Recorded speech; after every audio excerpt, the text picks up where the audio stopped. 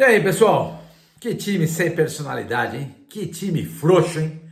Joga fora de casa, não consegue ganhar de ninguém. Se apequena, tem medo de tudo e de todos, não tem personalidade, como eu falei, e não conseguiu nem sequer empatar com esse time do São Paulo, que não conseguiu ganhar de ninguém no campeonato. A primeira vitória do São Paulo no campeonato foi hoje.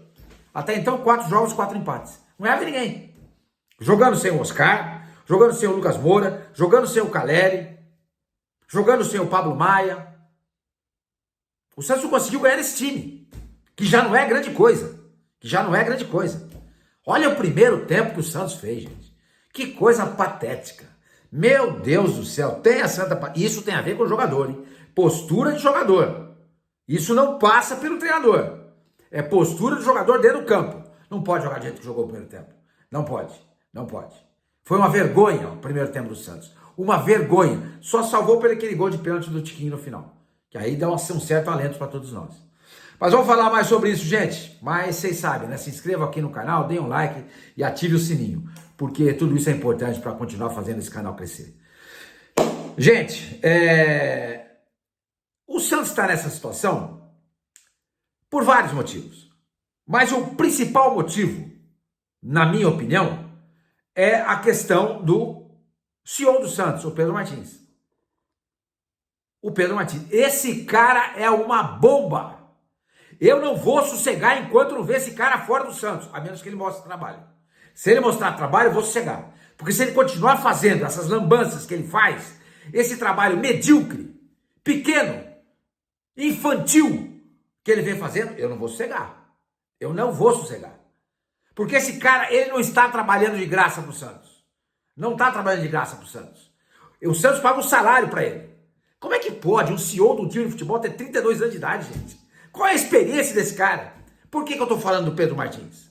Porque no final do Campeonato Paulista ficou muito claro para todo mundo que o Caixinha não podia continuar como técnico do Santos.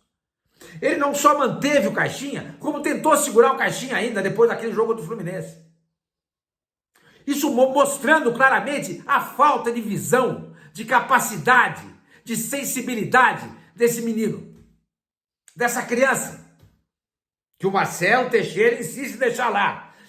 Pedro Martins, que tentou criar uma crise dentro do Santos e foi advertido por toda a mídia santista, toda não digo, vai, por boa parte da mídia santista e também pela torcida organizada que foi fazer um protesto lá sábado no CT do Santos. Agora, torcida, pelo amor de Deus, comprar jogador? Tudo bem, pelo primeiro tempo de hoje sim, mas até então os jogadores não estavam jogando, não estavam deixando se esforçar. Agora se deixaram.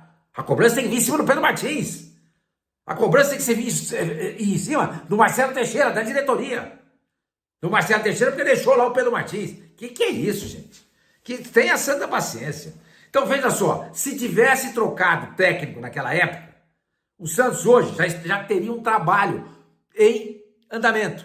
O Santos hoje não tem nada. Nada. Porque com essa derrota para o São Paulo, a gente que tinha uma esperança de o César Sampaio fazer esse time jogar bem e o Santos conseguir ganhar do São Paulo, somar mais 3 pontos, uma vitória fora de casa, num clássico, etc e tal, o Santos não foi capaz. Então, o que você vai fazer? Você vai tentar encontrar um treinador que possa começar a dar um formato, um caráter, um perfil para esse time, que ele não tem. Que ele não tem, porque é um time sem personalidade.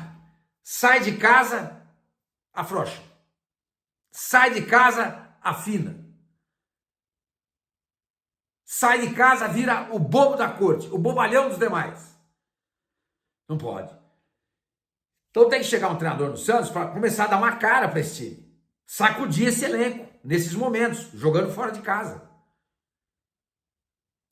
Então o Santos perdeu naquele momento a oportunidade de trazer um treinador e, com esse treinador, começar um trabalho em 3 semanas que o Santos teve para trabalhar entre a eliminação para o Corinthians e o começo do Campeonato Brasileiro.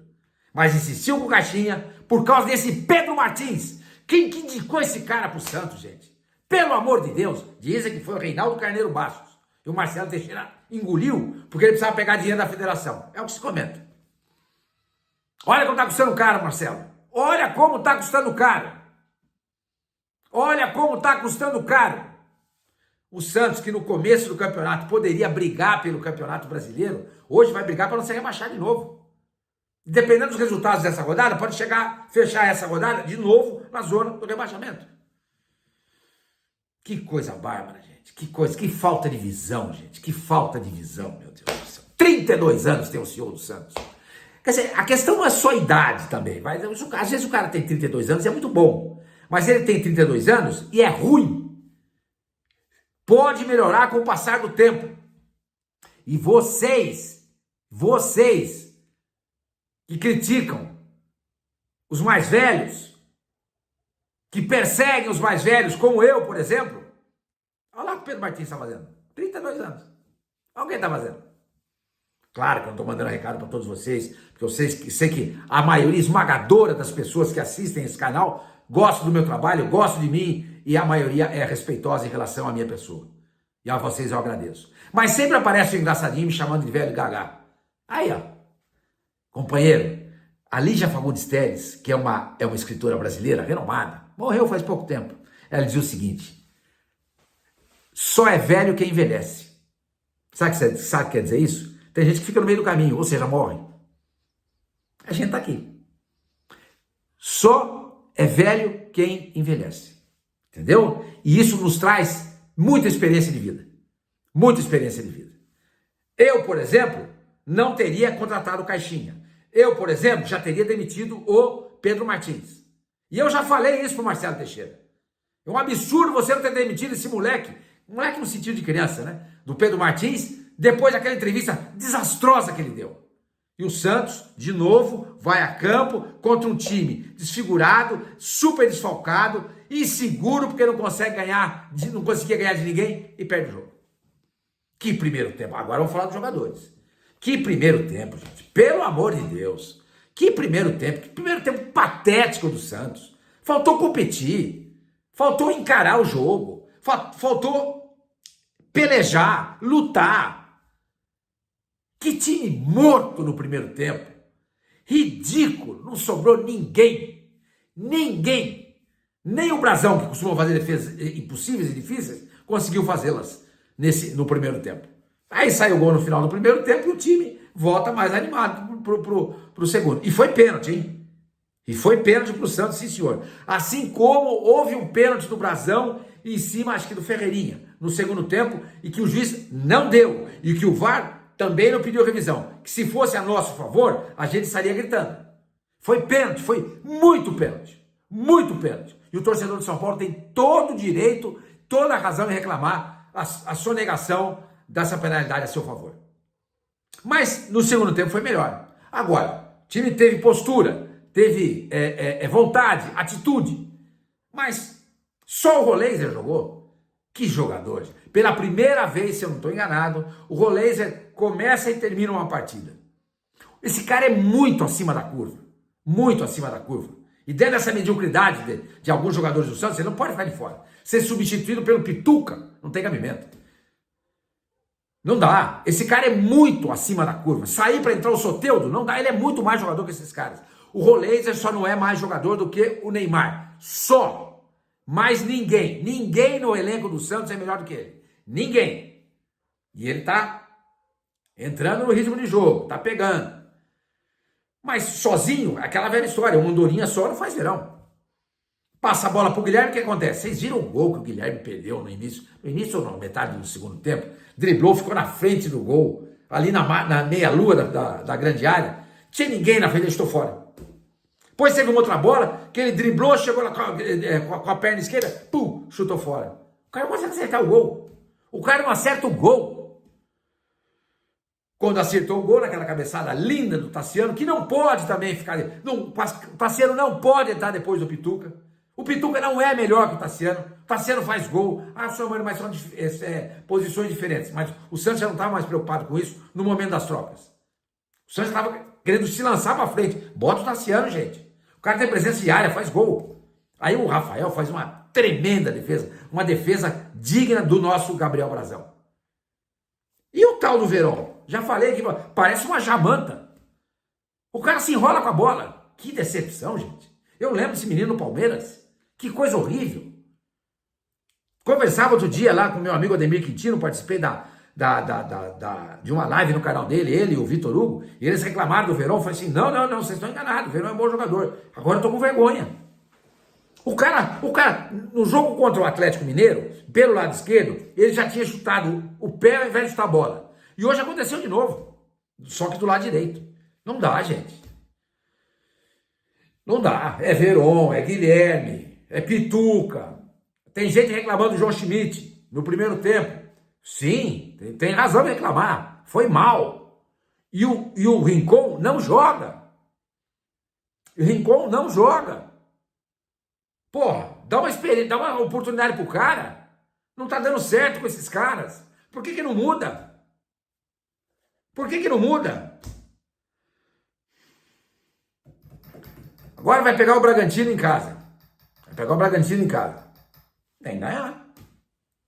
Esse de novo sem o Neymar. De novo sem o Soteldo. O time vai ser esse. Mas não dá pro Tassiano ficar de fora. O cara faz gol. Tira o Guilherme. Eu não aguento mais o Guilherme, gente. Muda um monte de jogador, o Guilherme não sai. O Guilherme só saiu no final do jogo para entrar no Tassiano. Era 44 do segundo tempo. Que paixonite que os caras têm pelo Guilherme, gente. Pelo amor de Deus. Pelo amor de Deus. Deixa eu ver mais coisa aqui, gente. Que eu anotei aqui para vocês. Para a gente descobrir, falar um pouquinho mais sobre esse jogo. Acho que basicamente é isso. Não tenho mais para falar. Tá, o jogo, tô com o saco cheio. Olha, vou dizer uma coisa, hein? Impressionante como o Santos adora fazer caridade para os outros, hein? Ele adora ajudar quem precisa. Adora ajudar quem precisa. São Paulo estava precisando de uma ajuda dessa. Torcida pressionando. O técnico foi anunciado antes do jogo no alto-falante do Morumbi. Todo mundo vaiou. Quase que a totalidade. Desfalcado do Oscar, do Lucas Moura, do Caleri, do Pablo Maia, do Arboleda. O Santos não consegue ganhar, gente. O Santos tem uma vitória só fora de casa, que foi contra a Inter de Limeira, que foi rebaixada no Campeonato Paulista na última rodada do Paulistão. Só. É só derrota, gente. E empatou 2 vezes, com a Ponte Preta e com o Novo Horizontino. As demais partidas, só derrota. Só derrota. Então é preciso contratar um treinador nesse momento. Quem vai contratar? Ô Pedro Martins, você ganha para isso, meu companheiro. Você ganha para isso. Arruma um treinador, mas um treinador para valer. Não vem com mais Pedro Caixinha pela frente. Não venha, não. Não venha, não. Você está demais no Santos, Pedro Martins. Você excede no Santos. Você não tem nada que ficar no Santos nesse momento. Você não pertence ao Santos, porque você é ruim. O Santos não é lugar de trabalhador ruim. Você é ruim, Pedro Martins. Tenha dignidade e peça demissão.